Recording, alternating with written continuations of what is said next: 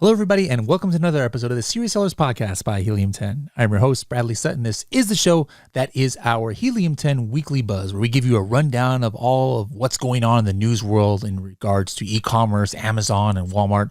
We give you interviews with people in the industry you need to hear from, and also give you training tips of the week that'll give you serious strategies for serious sellers of any level in the e-commerce world. Let's go ahead and see what's buzzing this week. We got actually tons of news articles today.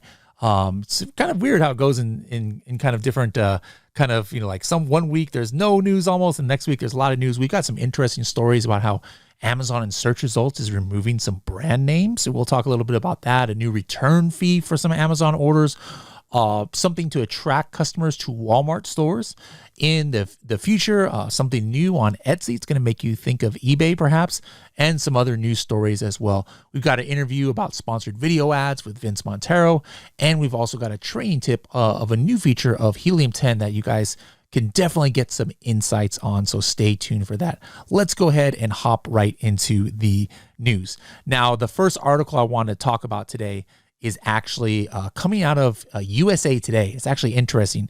It's entitled, Amazon is charging for some UPS returns, encourages other drop-off points. So what's going on is, as you guys know, pretty much historically, you can always just get free complete returns on Amazon, right? But now if you are choosing the UPS store drop-off, you have to pay $1 fee. All right, so I kind of like this because I think the more friction on returning stuff, it maybe how many might take down some, maybe it's 5% of 3%, whatever of returns that might normally happen. Maybe somebody who's on the fence will be like, I don't want to pay $1. I'll just go ahead and keep it. So I think it's a positive for Amazon sellers here, but it's not really a game-changing thing in the grand scheme of things. This article notes that shoppers still can make free returns to their local Whole Foods, Amazon Fresh, and Kohl's locations. So something maybe interesting to keep on the lookout for. Walmart made a move or announcement this week. Now, in the past, Walmart has a lot of similar programs that Amazon has, and vice versa. E-commerce is e-commerce, right? Walmart and Amazon offer fast delivery, pickup services. They've got, Walmart has a lot of pickup services, obviously, at their stores. But one thing that's interesting is Walmart actually has a new feature called text to shop. You could actually text what you need, like on a grocery list, put it in the cart, and place the order for delivery or pickup. So Amazon actually has something similar where you can, talk to different Alexa devices to be able to help create and track a shopping list, but you can't actually put it in the shopping cart per se on some features. I absolutely can on regular Alexa devices. And something to kind of promote people to go back to stores in person, and this is something that obviously Amazon, can't necessarily do, is that, Walmart has a store or club, Sam's Club, located within 10 miles of approximately 90% of Americans. They are going to be doing EV, electronic vehicle charging, at all of their stores potentially in the future. And so, you go and you want to charge your car for 20 minutes and you're at a Walmart. Well, probably, you would probably go into that Walmart and do some shopping. So there's a little bit of interesting kind of jockeying here on things that Walmart can do that Amazon can't. Amazon sometimes does things that Walmart can't do. Just interesting to see the back and forth. An announcement coming out of Amazon. I'm not sure if you guys have used this. I didn't even know about this program, but there's a program called FBA donations. All right. So now you're going to have access to donation certificates. So it's a program where you can kind of like, donate to charity your products. And I didn't realize this, but in 2022, this article notes how sellers donated nearly 100 million products, guys, through the FBA donations program. So now you'll have access to a donation certificate. And I'm assuming that is something that you might be able to use for tax purposes and things like that. Keep on going with the news here. Out of Seller Central a couple days ago, there's a new delivery window required for FBA shipment. So from April 24th to May 2nd, it says they'll be rolling out a new send to Amazon requirement to help us get your products in stock faster. Now, first of all, that in itself is somewhat of a news story because the send to Amazon, for all this time, you've been able to still use the old workflow And I was one of those people who, I like the old workflow. I didn't really like the new send to Amazon workflow. But as of a couple of days for my account, my family was tripping in our warehouse because they're like, man, what is this new flow? Like, it's so difficult to use. So I'm just curious, have all of you guys out there also been transitioned to the new send to Amazon workflow, or are you still able to revert to the old one? There are some definite differences, and I've seen some messages in the Facebook group. So let me know in the comments below how that's affecting you. But one of these things that's new is that you have to provide a delivery window, which is an estimated date range of when you expect your shipment to arrive at the fulfillment center. So if you're using a non-partner carrier, this is who's affected by this. For small parcel or less than truckload shipments, you have to provide a delivery window on send to Amazon. All right. So this is something that check out your Seller Central dashboard for more information on that. Now, another article coming out of Forbes this time, it says e-commerce inflation is easing, but shoppers still shifting spending due to prices. All right. So online prices in this article mentioned declined on a year-over-year basis for the 7th consecutive month in March. But inflation in categories like groceries continue to impact discretionary spending on items like electronics, toys, and gifts. So there's this Adobe Digital Price Index that's released every now and then. And the one that was released a couple of days ago, it showed that online prices declined about 2% compared to March 2022. And we're kind of flat compared to the previous month. All right. So, a lot of buyers out there are still kind of, penny pinching here and there due to inflation and other categories. I'm just curious, what about you guys? Have you had to raise your prices on your products to stay profitable? Are your competitors raising prices? How are your sales going? Let me know in the comments below. I'm curious how inflation has affected you guys. Going back to Seller Central, another news article today is talking about a new tracking feature for Subscribe and Save. So for those who don't know, Subscribe and Save is this really cool feature that Amazon has where, people can opt in to a subscription model for some of your replenishable products, like maybe you're selling beauty cream or food or things like that. Coffin shelves and things like that are not meant for Subscribe and Save. But if you're doing that, it was kind of hard to see reporting on there. But now there is a new Subscribe and Save feature where you can track your SKU enrollment statuses. You can update seller-funded discounts.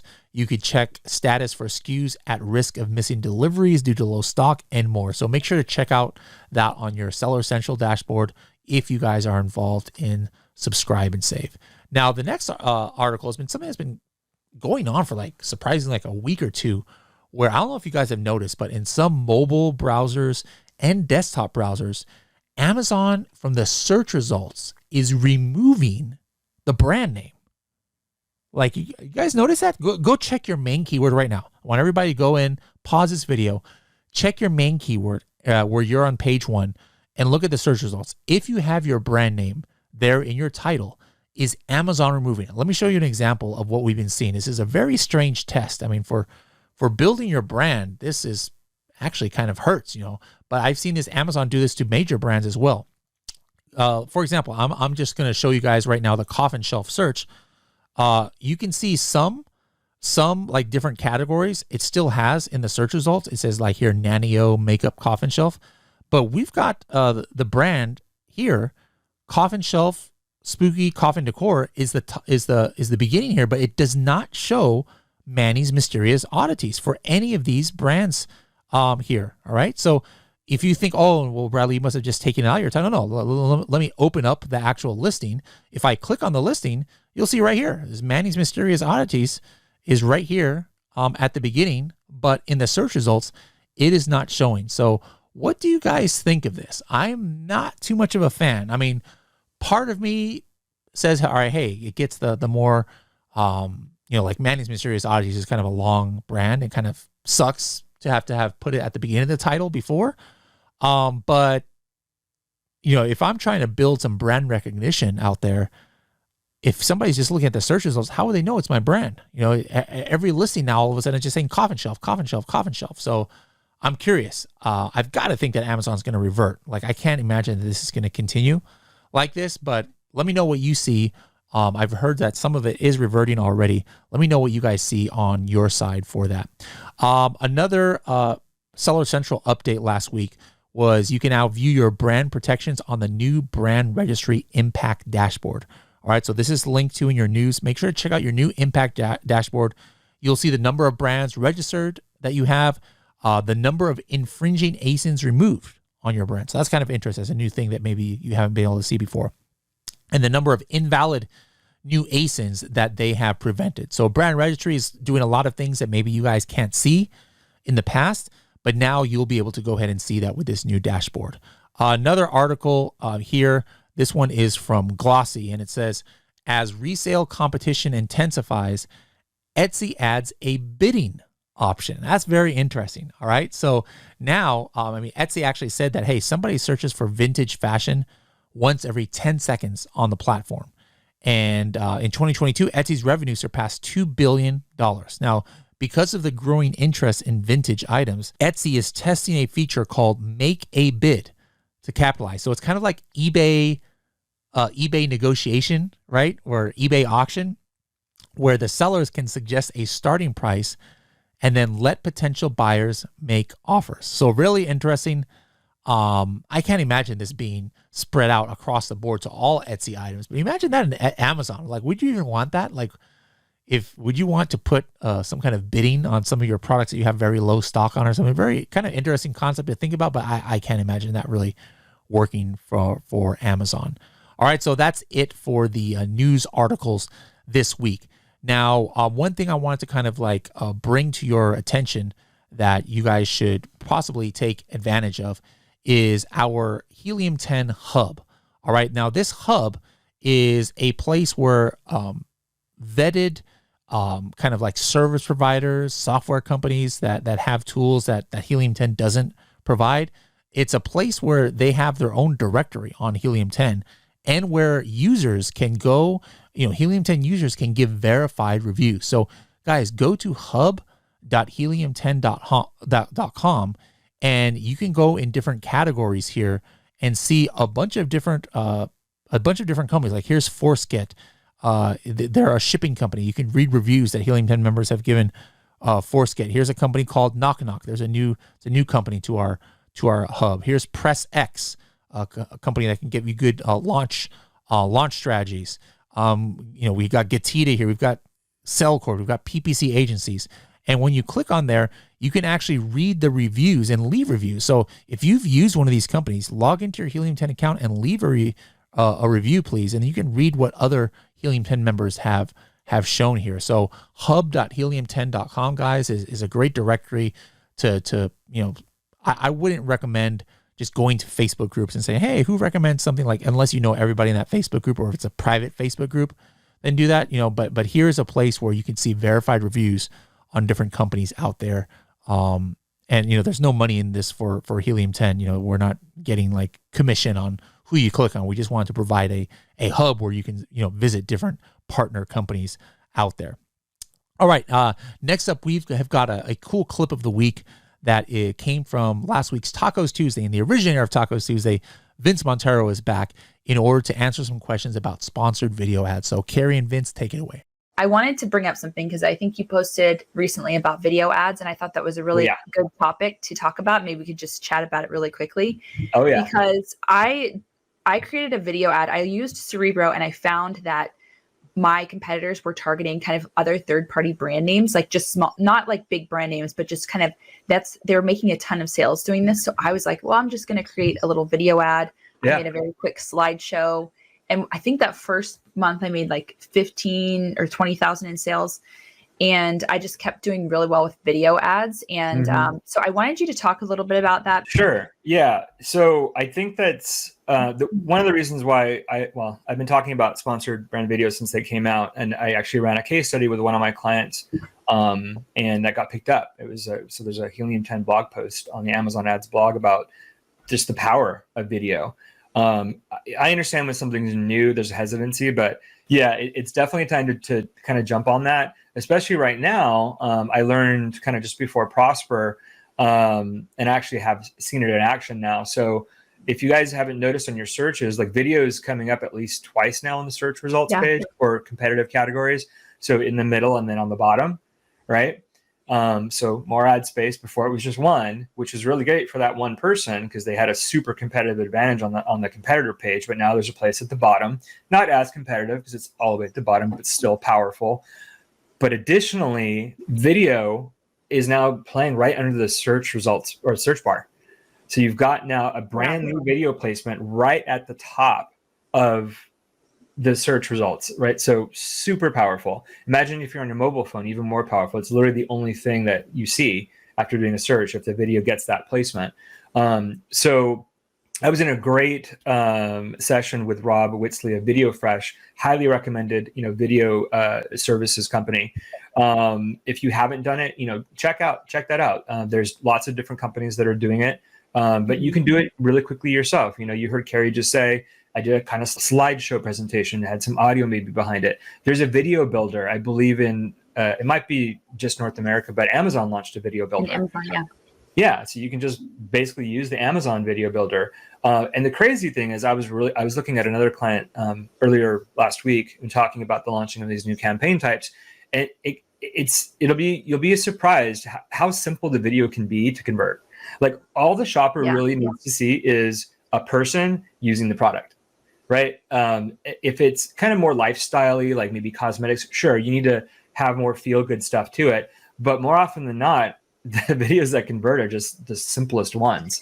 I just use literally photos that are like, maybe some of them are lifestyle, but my photos, and I'll put the top 5 selling points on those on each. Which is perfect. At a minimum, at a bare minimum, 30 benefits and features. That's like a bare minimum that you should have. So there is services out there. They can be as affordable. They can be super expensive. It depends on the quality that you really want. Depends on your budgets. But there really isn't any reason not to be doing video, especially now with that brand new placement at the top of search, which I believe is in one of the last LinkedIn articles that you might be referring to. Now's the time to get in because you can actually take advantage of that video placement. If you're already running video ads, it kind of sucks because you need to create new video ads because Amazon recently launched ad groups for video ads. I don't know why. It doesn't make any sense to me, but because I advocate one ad group per campaign, right? So for me, multiple ad groups is not necessary. Unless you're doing variations, but that's a whole other different thing that Jake will probably talk about.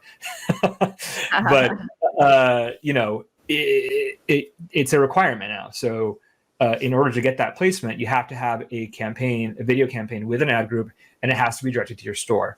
So if you don't have a store, you can't take advantage of this new video placement. So that's a caveat. But why don't you have a store? You should have a store, even if it's a homepage, right? Just with your certain products on it and a page that says about us. Like that's not complicated. The store is a free real estate on Amazon. It's definitely something worth getting into if you haven't done it. If you're already running well, launch that new campaign type. It should be available to everybody, at least in North America. I'm already running it for quite a few of my clients, and it's doing well. That's good. All right. Thank you very much, Carrie and Vince. Last up here, a training tip of the week. A lot of you guys have been using our new Insights dashboard. If you haven't opted into this dashboard, I highly recommend doing it. It's like it's going to be game changing, guys, as far as how you interact with it. Let me just point out one kind of cool feature that I want you guys to do. Now, if you guys haven't been paying attention to alerts of some things that are going on in your account, take a look here. So here on my dashboard, I can see the egg tray. It said it's had 2 alerts recently. So if I click on that, I can actually see a kind of serious one, right? Look at this, March 8th, a little over a month ago, the product category changed, all right? It changed from kitchen and dining to tools and home improvement. Now, my first gut reaction would have been, this is terrible. Why is my egg tray being put into the tools and home improvement? But there's actually the subcategory in tools and home improvement. It was put in, it was egg tray. So that's maybe not necessarily a bad thing. But here's the thing, without having to go into other tools or go into Seller Central, I can actually see, hey, what's been going on with, my, let's just say product performance. So I would click on this product performance and maybe I want to go ahead and take a look at some of the numbers, right? Here, what's the sales today? What's the sales over time? What's the gross revenue, right? If I click up here on this dashboard, I hit top products. So I know this is one of my top products, and I'm looking at the last 60 days. let me just look at, this egg tray. What has happened after my sales, or after this, or what has happened to my sales after this category change? And you could see here that on March 8th, we have March 8th right here. This is when the change went through. But look at my egg tray sales since then. It's been going up. So in this sense, now I know, you know what? Hey, this category change was a good thing. Let me tell you guys though, 9 times out of 10, if your category changes, at least from what I've heard, it might be a bad thing. Like you might get de-indexed for some keywords. But my process here was I saw on this new insights dashboard, I had an alert, my category change. I didn't realize it. So in retrospect, let me just look here on this dashboard. How did this affect my sales from there? And I can say, hey, it's a positive movement. So I'm good with it. Maybe I might even move some of my other egg trays to this new category. But I'm going to start giving you guys different topics or different, each week I want to give you guys different kind of tips on what you can see in your insights dashboard. If you guys have some feedback on what you'd like to see there, please hit that send feedback button at the very top of the screen. This is going to be the new way going forward of how you interact with Helium 10. We're going to be delivering these insights to you on a proactive basis. And now you're not going to have to learn how to use every tool perfectly.